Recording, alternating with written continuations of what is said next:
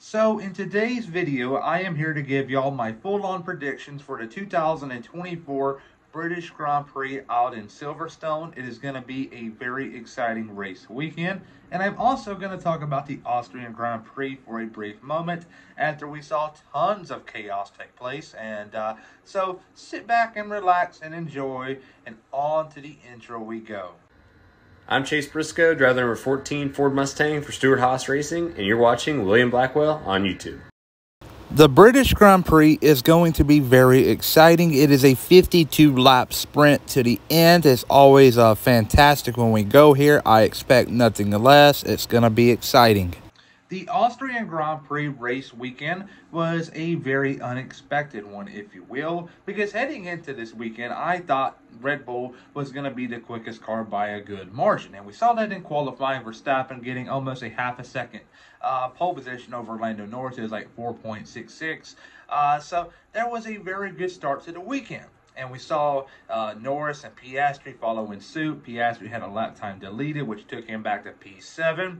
And that did play a big factor come race day because Piastri had a chance to win the race, but his bad starting position kind of hindered that. So the race started.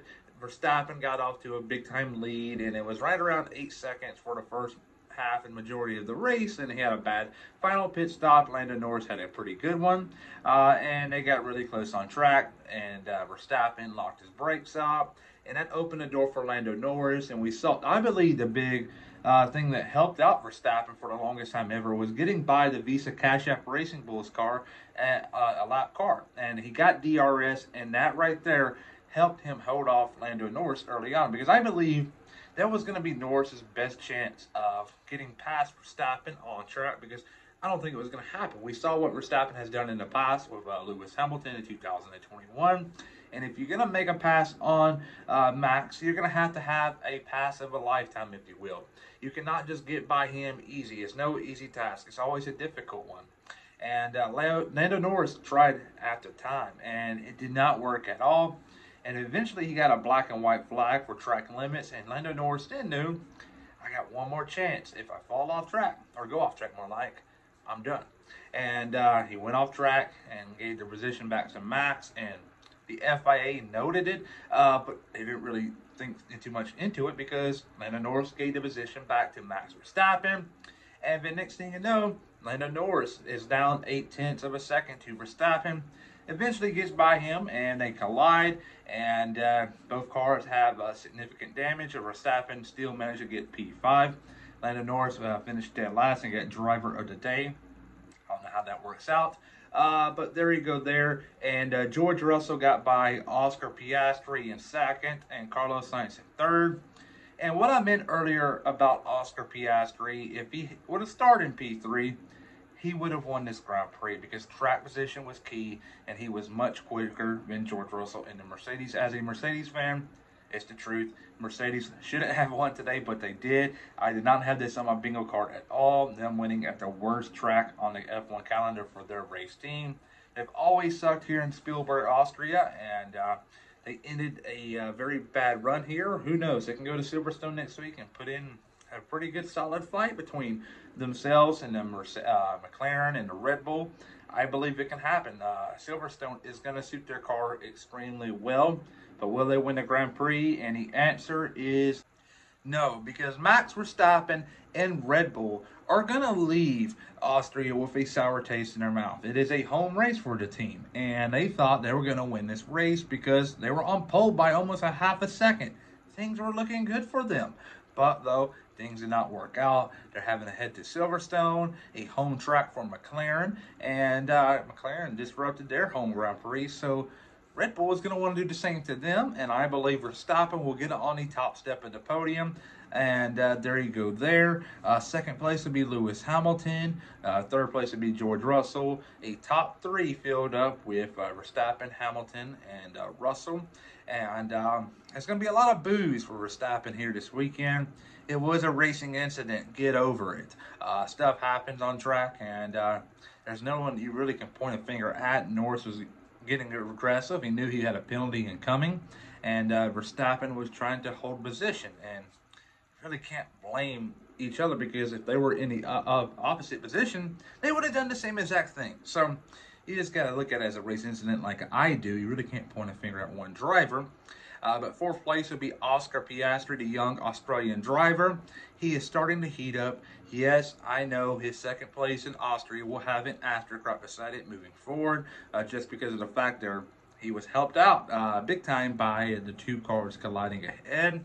And yeah, he realistically should have finished fourth, but he finished second, so he'll take it. His second runner-up of the year. He's going to have a good run here in Silverstone, a track where he did really well last year, and also he finished P4 there. He'll finish P4 this year, so same result there for the young Australian driver. P5 would be Lando Norris. I believe, in my opinion, I believe McLaren is going to be in a dogfight with Mercedes. I believe Red Bull is going to have a significant advantage, but I believe the Mercedes car, how well developed it's gotten over since the beginning of May, is much closer to the front than it has ever been to the next new generation car. And I believe right now Mercedes are starting to work their way up, and they're taking it one step at a time. They've gotten by Ferrari, and they got by Aston Martin at the beginning of the year. Now it's McLaren, the next will be Red Bull. Red Bull, keep an eye in Budapest. And because I say this because of the fact that we're going to see Mercedes bring in a hefty amount of updates until that race. And at that point, we're going to see the full developed car by James Allison. And also, another team that's waiting for Budapest is going to be the Aston Martin team. Gosh, they're awful. But Lando Norris, P5 in his home Grand Prix, they're going to struggle. P6, Sergio Perez. P7 will be Carlos Sainz. P8 will be Fernando Alonso. P9 will be Pierre Gasly. And P10 will be Lance Stroll, the son of Lawrence Stroll. And P11 will be Esteban Ocon. P12 will be Kevin Magnussen. Kevin Magnussen, P8 in the Austrian Grand Prix. A great outing for him. Could it be just enough for him to keep a seat in F1 next year for Haas F1? Time will tell. All signs indicate for Esteban Ocon, but anything can happen. Right here, you got Yuki Tsunoda, Nico Hülkenberg, Logan Sargent. And Logan Sargent, could this be it for him? I don't know. Horrible weekend in Spielberg, Austria. Yes, he had a decent Saturday, but outside of that, pretty irrelevant. All right, Daniel Ricciardo, Valtteri Bottas, Alexander Albon, Zhou Guanyu, and Charles Leclerc will finish dead last. I believe we're going to see some chaos at the start, and Leclerc will be an innocent bystander like he was in lap 1 in the Austrian Grand Prix. Things happen, bad spells happen, and he's going through one right now.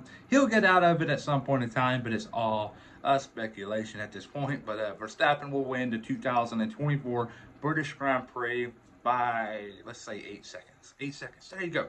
But please like and subscribe and comment down below, or if this is on Twitter, comment who you think is going to win and tag them. So do that. Everybody have a good one. Please like and subscribe.